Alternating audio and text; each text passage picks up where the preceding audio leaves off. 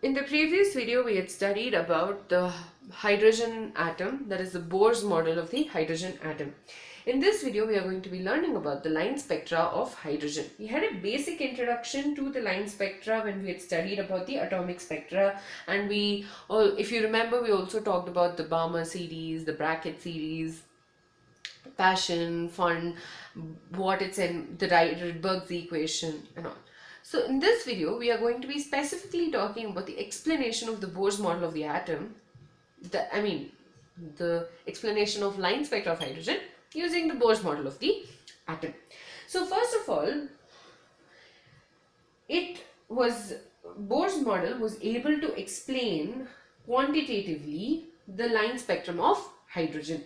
So when an electron absorbs radiation, it goes from the lower orbit. So suppose this is an electron. It can go from the lower orbit to the higher orbit, and then it has to emit out the radiation and it comes back to the lower orbit.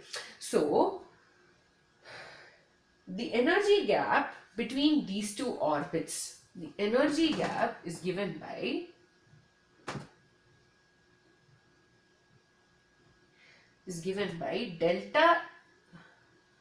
delta E equals to E final minus E initial. Minus E initial. F is the final, I is the initial, which is basically F is the higher orbit, I is the lower orbit, and delta E also means the amount of energy which is absorbed by the electron. This equation was discussed in the while we discussed about the postulates of Bohr's model of the atom.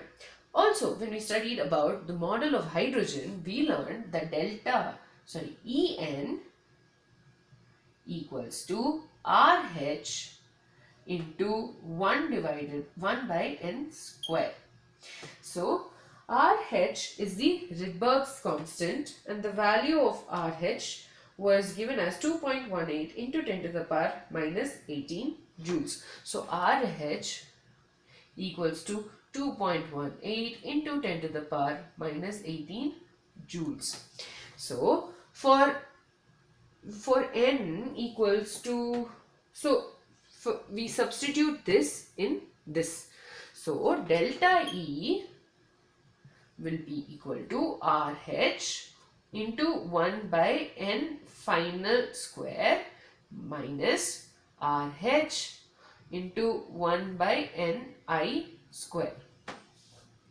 That is the initial and the final orbits or the stationary states. So when we take a RH out in common, we get 1 by n F square minus 1 by n I square, and n is the final and the initial orbit. These are the principal quantum numbers, so the final and the initial orbits. And when we substitute the value of RH, we get 2.18 into 10 to the power minus 18 joules, or rather I'll write it in the end. Okay, so into 1 by n final square by minus 1 by n initial square joules. Okay, so the frequency, so we calculated the energy of the electron, or rather the amount of energy that the electron absorbed. So the frequency of the absorbed or the emission of the photon can be calculated by using, so frequency, as we know, E is equals to H mu. Now we have the value of E. So mu will be equal to delta E divided by H. So the value of H equals to the Planck's constant, 6.626 into 10 to the power minus 34 joules second. So we are substituting it here. So this divided by H. So that's nothing but 2.18 into 10 to the power minus 18 divided by 6.626 into 10 to the power minus 34. Here you have joules, here you have joules second, joules will get cancelled, leaving us with second inverse, that is the unit of frequency. So nf square minus 1 by ni square. So this is simplified to give us 3.29 into 10 to the power 15 whole into 1 by nf square minus 1 by ni square second inverse, because joules and joules getting cancelled, leaving us with second. So wave number, we want to calculate the wave number next. We know that mu bar, that is the wave number, equals to 1 by lambda. Okay, and lambda equals to c by mu, because mu, so I'll tell you 1 minute. So lambda into mu equals to c. Okay, so lambda will be equal to c by mu, and we are just substituting this over here. So mu bar will be equal to mu divided by c.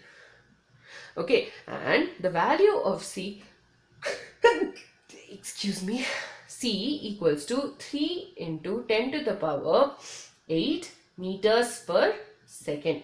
Okay, so here we calculate the frequency, and that is 3.29 into 10 to the power 15 whole into 1 by nf square minus 1 by ni square second inverse divided by 3 into 10 to the power 8 meters per second, and this will get cancelled. When it is simplified, we get the value of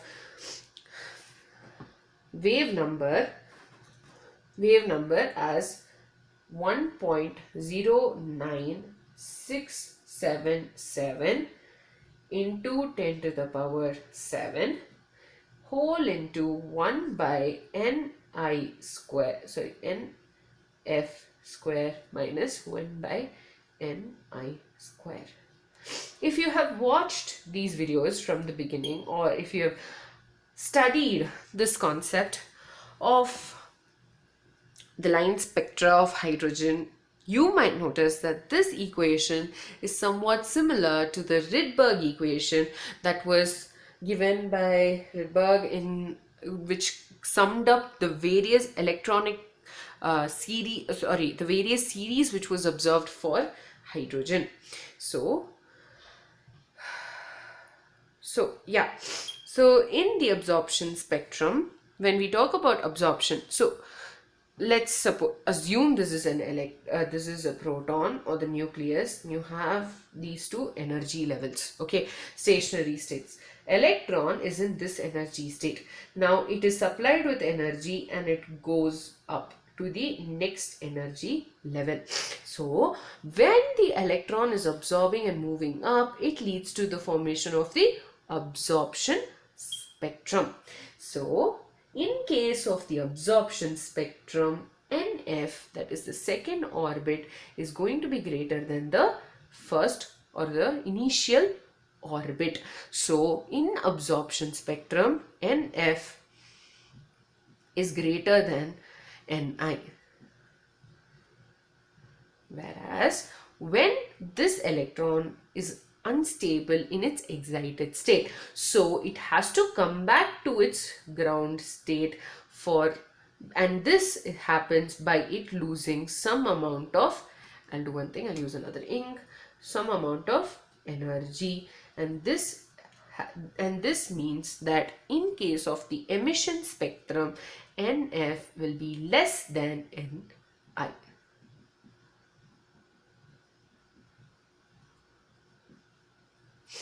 Okay, so when we studied about atomic spectra, we had spoken about absorption spectrum and emission spectrum. If you want a detailed understanding about these two concepts, do check that video out.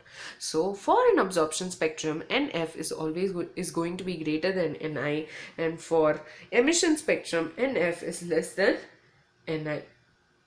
So let's come back to this equation. This equation is similar to the Rydberg's equation which was derived from the experimental data available at that time. So all of this implied that Bohr's model of the atom was able to quantitatively define or quantitatively explain the line spectra of hydrogen. In the next video, we will be learning a little more about the line spectra of hydrogen. So do check it out.